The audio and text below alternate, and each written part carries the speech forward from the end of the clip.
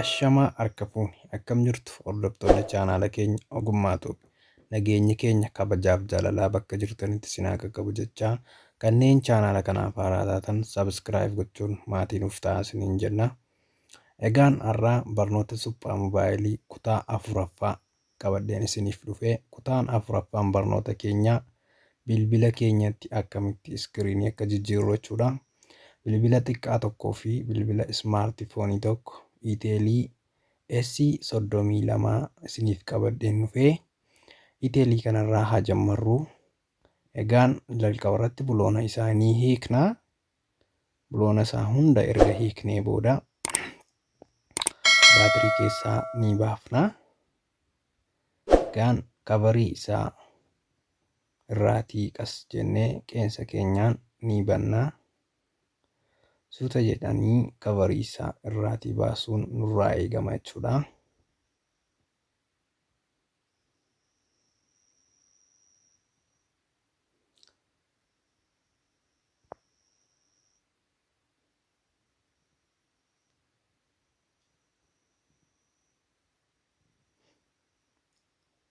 Egaan kabarii isaa erga akka kanatti baafnee booda keebilii irra jijjiiran ni gadhiisisna jechuudha. Kun ashaaraa isaati. Kun immoo keebilii kan tachii isaadha jechuudha. Keebilii tachii ni gadhiisisna. Keebilii paawur butonii yookiin immoo sagalee qannastuuf dabaltuu keebiliidhaan boordii irratti qabatee jiru kaawuyyaa keenyaan ni gadhiisisna. Kaawuyyaa keenyaatiin ergi keebilii kanarraa gadhiisisnee booda bifa kanaan erga nuuf gadhiisee booda egaan amma boordii bilbila kanaa ni baasna jechuudha. Jala isaa irraan iskiriinii ni gadhiisisna jechuudha. Keebiliin iskiriinii jalaanii kan inni jiru keebilii iskiriinii irraatii buqqisna jechuudha. Keebilii neetworkii irraa buqqisna. Egaa akka kanatti boordii isaa lafa kaawwannee booda iskiriinii kana akkamitti akka baasan sirriitti haa ilaallu. Goordaakii keenya fayyadamnee yookiin maashina nuuf ho'isu kana fayyadamneetu ni ho'isna jechuudha. Ho'a xiqqoodhaan. Ho'a baay'ee guddaa osoo hin taane ho'a xiqqoo fayyadamnee daqiiqaa murtaa'eef ni ho'isna jechuudha. Naannessine maastiishii yookiin haphee inni ittiin qabatee jiru ho'a kana gaafa argatu ni laafaa jechuudha. Sababa kanaaf ho'a kana irra naannessinee qixa maastiishiin itti godhamee jiru hundumaan naannessineetu ho'isna jechuudha. Akka kanatti sirriitti naannessinee ho'isna jechuudha. Yommuu ho'a kana fayyadamnu ho'a xiqqaa malee ho'a baay'ee guddaa ta'uu hin qabu jechuudha. Ho'a baay'ee guddaa yoo ta'e pilaastikii bilbila kanaa yookiin kabarii bilbila kanaa nu jalaatti gubuu ni danda'a jechuudha. Egaan erga akka kanatti ho'isnee naannessinee ho'isnee booda qeensaan qas jennee irraa ol qabuu ni dandeenya. Yoo barbaanne immoo sibiila haphiidhaan jala galchinee irraa ol qabuu ni dandeenya jechuudha. Akkuma argaa jirtan kanatti bifa salphaa ta'eetiin iskiriinii kan cabee jiru kana irraatii ni baasna jechuudha. Naannessinee gadhiisisuutu nurraa eegama jechuudha. Haphee yookiin maastiishiidhaan qabatee waan jiruuf naannessinee gadhiisisuu nurraatii eegama jechuudha. Eegi akka kanatti nuuf gadhiisee booda dudduuba isaatiin illee wanti laxxafamee jiru waan jiruuf laastika kana qas jennee irraa baasnee keebilii iskiriinii kanaa ni baasna jechuudha. Iskiriinii kana keebilii isaa ni baasna jechuudha. Egaa amma salphaatti irraatii naaf ba'ee jira jechuudha. Kan cabee jiru kanan dura irraatii baaseen jira jechuudha. Iskiriiniin kun cabaadha jechuudha. Amma kanan galchuu iskiriinii haaraa kan bilbila kanaaf ta'u haaraa kan ta'een galchaa jechuudha. jalqaba irratti maastishii yookiin haphee kanaan duraa irraatii soofuun nurraa eegama jechuudha. Haaraa waan goonuuf haphee kan biraa fayyadamna waan ta'eef irraatii soofuu qabna jechuudha. Sirriitti erga kavariin kun nuuf qulqullaa'ee booda haphee kan biraa fayyadamneetu iskiriinii haaraa kana deebisnee iddoo isaatti galchina jechuudha. Sirnaan hordofa.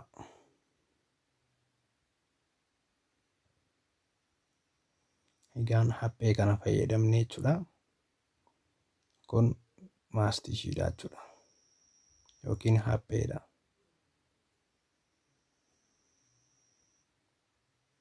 Bakka kanarratti qabsiisna jechuudha. Iskiriinii fi kavarii bilbila keenyaa jala gidduu galee qabata jechuudha. Irraaf jalaan haphee qaba jechuudha wanti kun.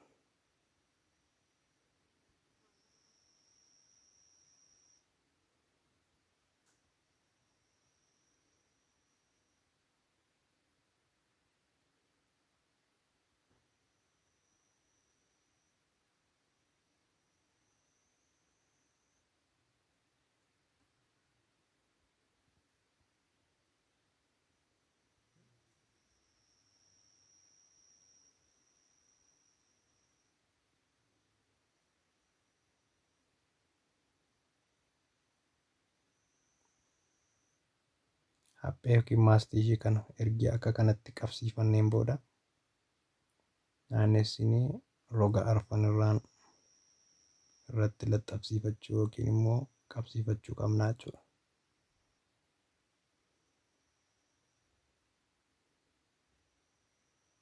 Egaan iskiriinii haaraa kan isaaf ta'u moodela bilbila kanaatiin kan bitannee ni galfanna jechuudha.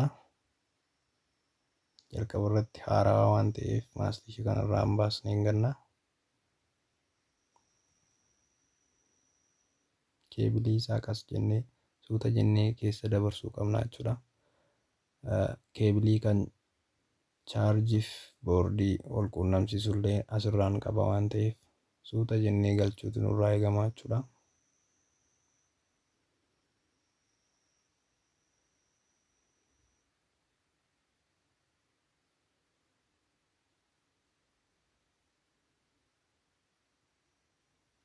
Qixa isaa irratti suuta jennee keebilii keenya asii gadi qabachiisuun nurraa eegama jechuudha.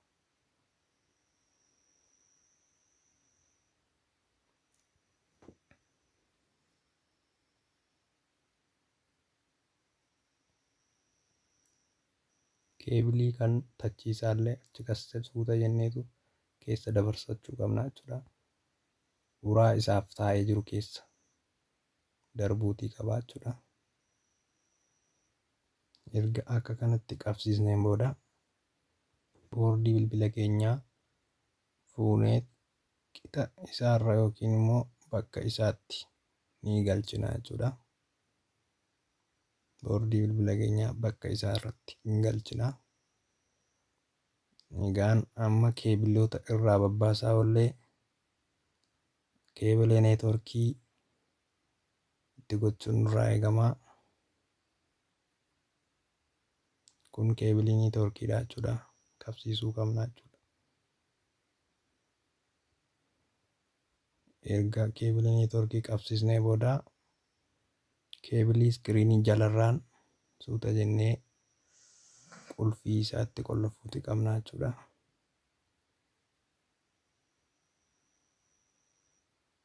Iskiriinii keenyatti qabsiisnee booda egaan amma immoo keebilii kan tachii fi keebilii ashaaraa qabsiisuutu nurraa eegama jechuudha. Bakka isaatti deebisnee jechuudha.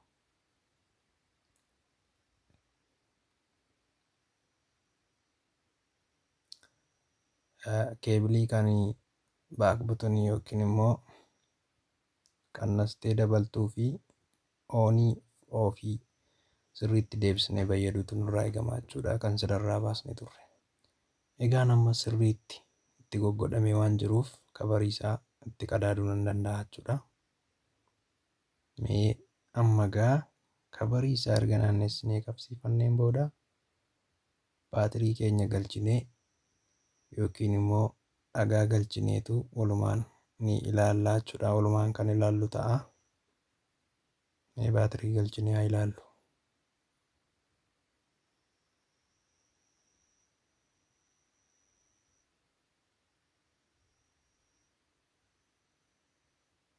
Waaw! Haala gaariidhaan nuuf hojjetee jira jechuudha. Yaaliin keenya milkaa'eetu jira jechuudha. Egaan iskiriinii moobaayila tachii kanaa yookiin moobaayilli kun siildiidha, tachiif iskiriiniin isaa walirraa hin ba'u. Bilbila ismaartii jedhama jechuudha. Bilbila ismaartii kana tachii isaa jijjiiruun yookiin iskiriinii isaa jijjiiruun baay'ee salphaa tokkodha jechuudha. Bifa amma ilaalaa jirtaniin, bifa amma ilaalaa turtaniin kan jijjiiramudha jechuudha. Egaan waan isiniif hin galle koomentii naaf barreessaa isiniin jedha. Viidiyoon kun yoo isinitti tole laayik, sheer gochuun hiriyoota keessaniin ga'aa isiniin jedha. Gara isteeppii itti aanu bilbila xiqqaa akkamitti iskiriinii isaa akka jijjiiramu waliin haa ilaallu.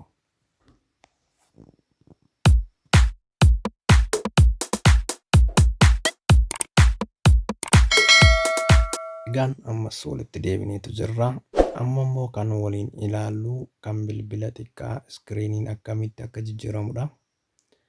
Egaan jalqaba irratti akkuma beekamu biloonii isaa hunda ni hiikna. Biloonii inni qabu hunda erga hiiknee booda kabarii isaa ni banna jechuudha. Kabarii bilbila kanaa ergi bannee booda kaawuyyaa fayyadamneetu jechuudha. Kaawuyyaa baay'ee ho'ee jiru kan liidii baqsuu danda'u yookiin liidii gubuu danda'u fayyadamnee jechuudha. Iskiriinii nu jalaa cabe yookiin immoo kan hojjechuu dide sana irraatii baasna jechuudha. Kun kan inni itti gochaa jiru kun peestii jedhama. Peestiin kun egaan faayidaan isaa liidiin akka saffisa olaanaadhaan baqu nuuf godha. Yommuu peestii kanatti dibnu liidiin baay'ee ho'aa jechuudha. Dafeetu nuuf gadhiisa jechuudha. Eegi iskiriinii kanarraatii baafnee isa haarawaa kana galchina jechuudha. Iskiriinii lakkoofsa isaa ilaallannee lakkoofsa 24 amma fakkeenyaaf kuni iskiriinii kanaa wajjin wal fakkaatu galchina jechuudha. Kan ittiin galchuu dandeenyus kaawuyyaa fayyadamneeti jechuudha. Kaawuyyaa baay'ee ho'ee fayyadameen iskiriinii kana galcheen isin agarsiisa. Sirriitti ilaalaa isiniin jechuu barbaada. Egaan miila inni 24 qabu kana akka inni walitti hin buune kontaaktii isaa eeguudhaan peestii kana sirriitti itti diddibnee kontaaktii eeguuf illee baay'ee kan nu gargaarudha jechuudha peestiin kun. Egaan erga akka kanatti peestii sirriitti itti diddibnee booda miila isaa sirriitti eeggachuudhaan iskiriinii kana irra gadi keewwannaa. Jalqaba caafii isaa ni qabsiisna jechuudha. Erga jalqaba qabsiisnee suuta jennee irra deemsisna jechuudha. Kaawuyyaa kana suuta jennee irra deemsisna. Bifa cituu hin dandeenyeen irra deemsisuu qabna jechuudha. Egaan caafii kaawuyyaa keenyaa xaragannee yookiin qulqulleessinee sirriitti irra deebinee ilaaluun nurraa eegama jechuudha. Sirriitti akka nuuf qabatuuf liidii illee itti dabalachuu qabna jechuudha. Kun liidiidhaa warreen hin beekneef liidiin kun sibiiladha jechuudha. Sibiila dafee baquu danda'u yookiin immoo ho'a xiqqaadhaan kan baqu hojii kana keessatti baay'ee kan nu gargaarudha jechuudha. Erga akka kanatti qabsiisneen booda mee baatirii galchinee haa ilaallu.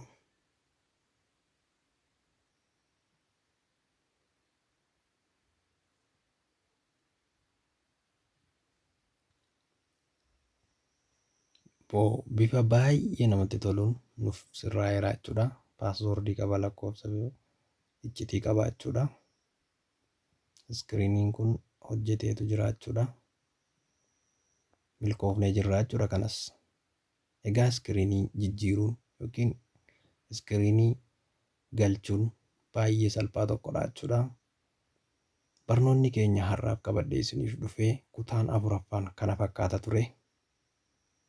baay'ee akka irraa barattan abdii guddaan qaba. Barnoota itti aanuun hanga walitti deebinutti turtii gaariin isiniin jedha. Nagaatti.